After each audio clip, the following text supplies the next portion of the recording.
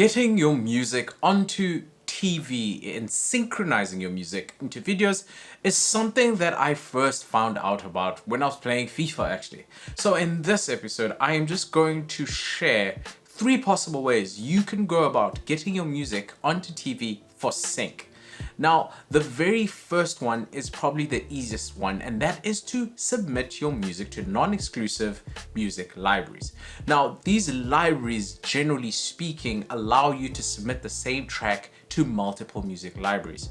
So an example of one of these is Pond5 or Audio Spark. Now, I have had very little success in this approach, but there are some people that go about preaching this approach. This may be of interest, especially if you are new to the whole sync side of things and if you are extensively giving out your music on platforms such as BeatStars for non-exclusive use. So this gives you more freedom of how you can use the song, and it's not as constrained as the next few methods that I'm about to explain. The very next one is to submit your music to sync agencies or sync libraries, some of them call them, but these are typically more exclusive. So what does this mean?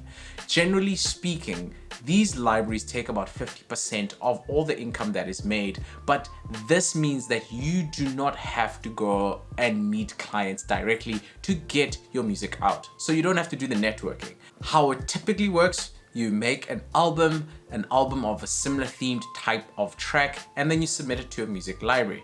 Now, how you go about doing this, you can go to, if you're from South Africa, go to Capasso and look at the rate sheet, and then you will see a list of the ones that they recommend with Capasso.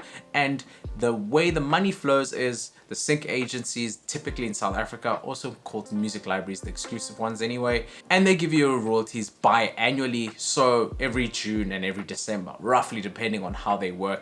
And you give that library your music and never have to look at it ever again. Basically, that's the gist of it. So this is the approach that I have found the most success in, because I've been focusing on this approach the most. But I also recommend that you try multiple approaches to see what best suits your expertise.